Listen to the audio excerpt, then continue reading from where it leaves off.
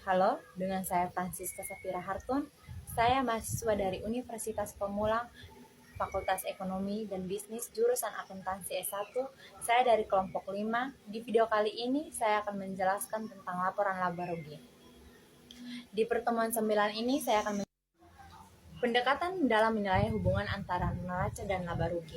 Dalam teori akuntansi, dikenal dua pendekatan dalam menilai hubungan antara neraca dan laba rugi, yaitu articulated dan non-articulated.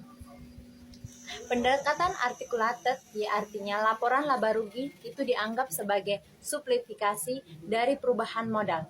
Sementara dalam pendekatan non-articulated, neraca dan laporan laba rugi ini secara sistematis independen satu sama lain.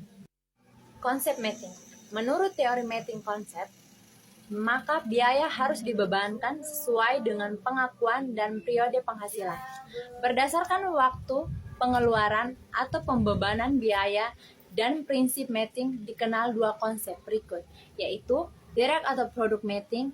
Dalam konsep ini, biaya yang belum bisa dikaitkan langsung kepada produk diabaikan sehingga semua biaya lain di luar biaya produk atau jasa dianggap sebagai aktiva yang dialihkan ke periode yang akan datang.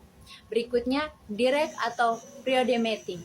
Dalam konsep ini, mapping dilakukan antara hasil penjualan produk dan jasa yang diperoleh dengan seluruh biaya yang dikeluarkan atau dibebankan selama periode yang bukan berdasarkan periode perolehan atau pembayaran. Dapat disebut dengan biaya periode. Saya Deborah Priani Burustepu.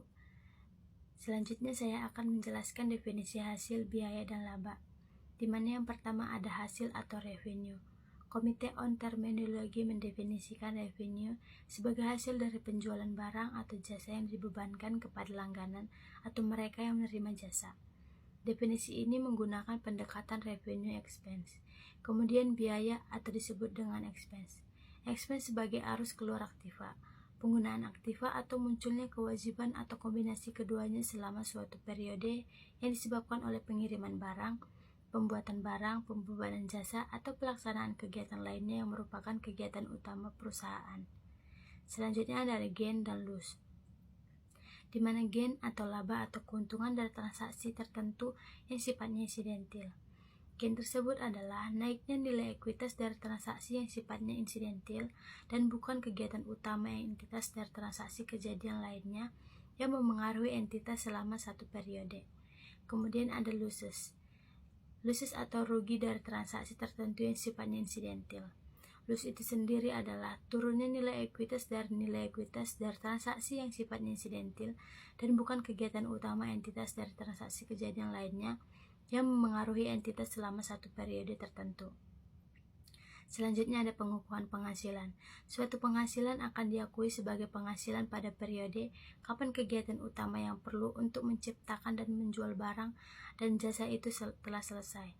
Dalam hal waktu yang dimaksud di sini ada 4 alternatif, yaitu yang pertama selama produksi, yang kedua pada saat produksi selesai, yang ketiga pada saat penjualan, dan yang terakhir pada saat penagihan kas. Nah, selanjutnya bentuk penyajian laba rugi dalam menyajikan laporan laba rugi dikenal sebagai current operating income. Dan yang kedua ada all-inclusive income. Assalamualaikum warahmatullahi wabarakatuh. Halo semuanya, aku Putra Larsati. Aku ingin menjelaskan tentang poin ketiga, yaitu pos luar biasa dari presentasi pertemuan 9, yaitu laporan laba rugi. Nah, yang pertama ini, pos luar biasa ini, APB mendefinisikan extraordinary item sebagai kejadian atau transaksi yang mempengaruhi secara material yang tidak diperkirakan terjadi berulang kali dan tidak dianggap merupakan hal yang berulang. Jadi dalam proses operasi yang biasa dari suatu perusahaan. Nah, yang kedua ini ada juga suatu transaksi dikatakan pos luar biasa jika memenuhi syarat-syarat sebagai berikut. Yang pertama ini adalah unusual nature, yang kedua ini ada infrequency of occurrence. Nah, maksudnya unusual nature ini artinya dia bersifat tidak biasa. Jadi akunnya itu tidak biasa, guys. Nah, kalau misalnya yang kedua, itu biasanya jarang terjadi atau tidak sering terjadi. Nah, sementara itu PSAK juga menggunakan kriteria yang persis sama. Yang pertama itu bersifat tidak normal atau tidak biasa, artinya memiliki tingkat abnormal yang tinggi. Selanjutnya, itu ada income smoothing, creative accounting. Biasanya laba yang stabil di mana tidak banyak fluktuasi atau variance dari satu periode ke periode yang lain, itu dinilai sebagai prestasi yang baik. Nah, upaya menstabilkan laba ini disebut income smoothing. Income smoothing ini biasanya dilakukan dengan berbagai cara. Yang pertama itu mengatur waktu kejadian transaksi, yang kedua memilih prinsip atau metode alokasi, yang ketiga mengatur penggolongan antara laba operasi normal dan laba yang bukan operasi normal. Nah, itu aja sih dari aku. Terima kasih.